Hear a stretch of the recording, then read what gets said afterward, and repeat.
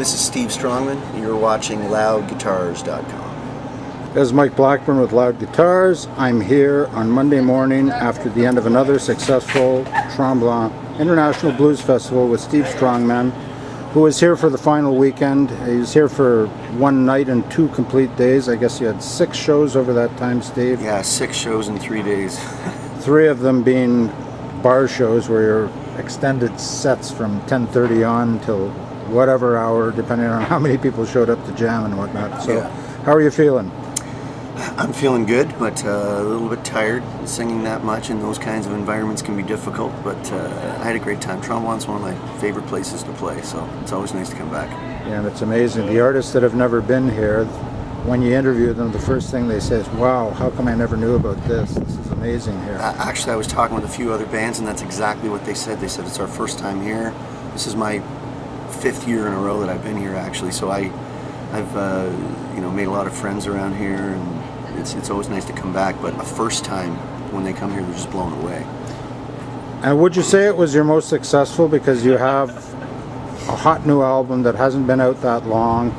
They were playing the heck out of it in between bands on all the PA systems all around the village, and you got to play a lot of material from that in your acoustic set and also at your workshop. So yeah, I'd say that definitely this has been probably the most successful trip to Tremblant that I've had, but that's also because I do have a new record, like you said, and I was able to, in my show I played all the songs that are on my CD, so people actually get to see what you're playing, and they actually get to totally say, okay, I want that, and that's what they got with the CD, which is really good. Definitely my most successful trip here. Did you sell? I know you sold a ton of them when you had your outdoor acoustic set on Paul's stage. Thank you, Paul, for letting him use your stage once again. On the Delorier stage, yeah. You sold over 100 that day, did you not? I did. Yeah, it was really, really good. And then surprisingly, when I was doing some of the club shows at night, I actually did very well at those, which everybody tells me here that you don't usually sell a lot of CDs in the bars at night, but I seem to do all right there. And the other surprise for me was the workshop. Right. The workshop was just amazing at the tent down there. Great questions from everybody that came to check it out, and I sold a whole bunch of CDs there too. And it was really nice to actually get a chance to talk with people and have them ask questions and see what they're thinking about. So that was a lot of fun. Okay, let's talk about the new album. When did you first have the idea to do an acoustic, a primarily acoustic album? When did you first have that idea, and when did you actually get around to doing it? I actually first had the idea. The album, which became Blues in Color, started out as an acoustic endeavor. That was myself and who was producing me at the time, Dave King, who's also my drummer. He and I had decided that it would be a good idea to do an acoustic album, so we started doing that as an interim album before I did my next electric album. And then at that point, this was probably 2 years ago, at that point we took a step back and went, this is shaping up to be more of a band album than it is an acoustic album, so we turned it into Blues in Color. We kept a bunch of the songs and sort of just kept moving along. And then after that, I decided that I'd like to do an acoustic record, and I went to my best friend in the whole world, Mr. Rob Saville, who's just an amazingly talented producer as well, and asked him if he would produce an acoustic record for me, and that's what became a natural fact. So it's been in the works for a long time, and I meant to have it out last summer, and my European tours were, 2 of them were extended, so it just became really obvious that there was no way I was going to have any time to actually finish an album. So that's why it got pushed back, which in retrospect was a really good thing, because it allowed me a lot more time to write. So when did you start recording it? Started recording in January. Yeah, actually it was, December. I started in December. We did a bunch of stuff in December, but before that we were doing a lot of pre-production writing and demoing. I'd go to Rob's place in Toronto and we'd record some stuff, listen back to it, let it sit for a while, and then I started introducing a lot of the songs in my live set in that time frame.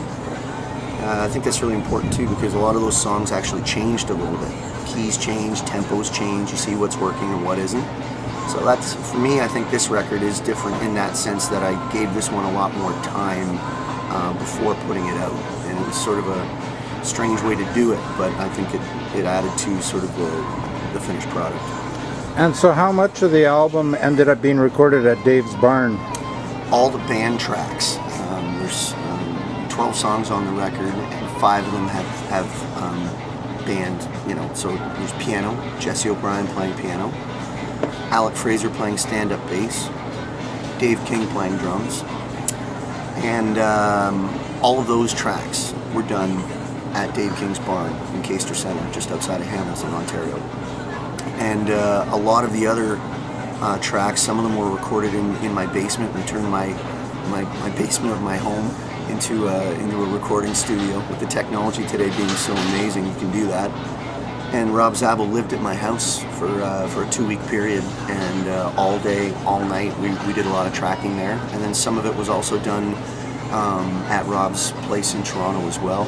And some was also done at a place called The Hive Recording Studio. And that's where I did the vocal with Susie Vinnick. And it was all mixed by Tim Abraham from The Hive in Toronto, and mastered through him as well. And what was the official release date in Canada and North America? Official release for North America was March I think it was 2023, March 23rd, I think was the main release date. Is it becoming your best-selling album to date? Yeah, it's still really early, but it's certainly out of the gate looks that way. So I don't know, we'll have to see. Honey was both. I'm really proud of all the recordings that I've done. Honey seems, because it's my first, it seems to have a special sort of place for people and for me. But this one seems to be very strong coming out of the gate. And also the press that it's received so far seems to be amazing. It seems to be very well received. Yeah, it's kind of strange. Sometimes you almost wait for the other foot to drop, because the response has been so strong. Both in Europe here and here in North America, I've been just getting incredible reviews, which is really, really nice. You make a record and you don't know what people are going to think of it, and you put it out there and just there it is, and see what people think, and they seem to be really receiving it very well. And the other exciting piece of news is that you now have European distribution for this album, and it'll be released sometime later this year in Europe, correct? That is correct, yes, through Peppercake Records in Germany.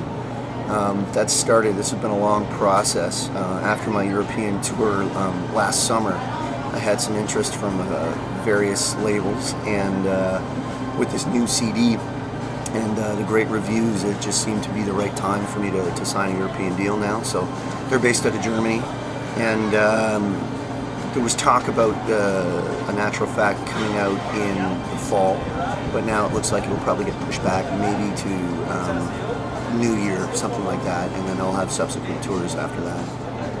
Well, I predict a lot of European touring in your future somehow. I just have this feeling about this record for you. So from here, what's next for you? The summer schedule is really busy, which is nice.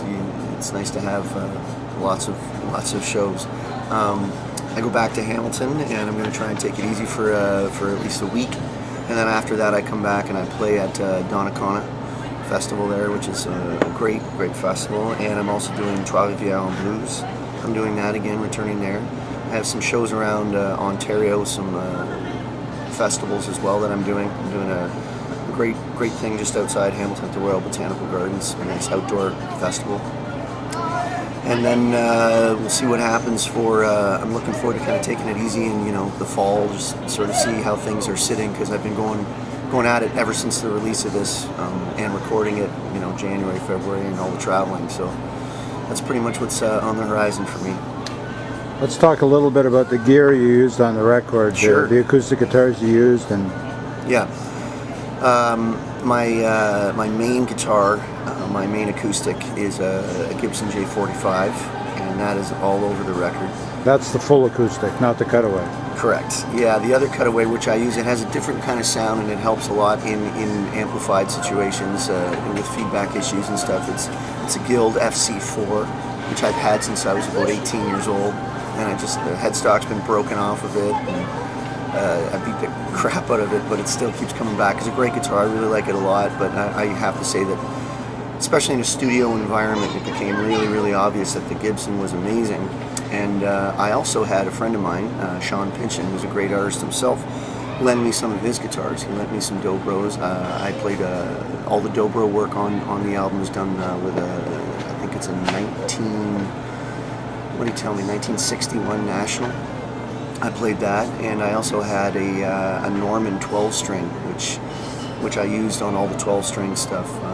Haven't seen it yet, and a few of the other ones were done on the 12-string. And that's all done with a Norman. I've since got another Epiphone 12-string, which I play a lot live. And I also have a cheap kind of a Dobro, which I had modified by a great guitar worker in Hamilton, Mike Spicer. And it's called a Regal, which is a really cheap instrument. I actually spent more on having him set it up than I did on the whole guitar. but it plays really well, and we've got it feeling good. I use that on the record as well. Excellent. So, recording-wise, you going to go back to a band electric album next, or what's the plan? Well, is it about time for another Steve Strongman live album? Probably not a live album. I'm not really sure. I haven't decided yet, but I think the next progression for me would be to definitely do a band thing, because doing another studio record, or pardon me, another acoustic record doesn't make a lot of sense, because I did this one. But I don't know. I haven't decided yet. We'll see what happens with this. It's certainly been a lot of fun doing the acoustic record and then doing all the shows acoustically as well. It's been a lot of fun. So maybe the next endeavor will be part band, part acoustic. I don't know. Yeah, mix. Well, Steve, thanks for your time. It's been great catching up with you again this year. It was a fantastic festival, and of course, as always, you were a big part of that. And as always, you seem to be here at the end and part of the final jam situation that goes down, and so that's really cool. Yeah, it was very cool. Thanks for having me, and thanks for chatting, Mike. All right, Steve, thanks.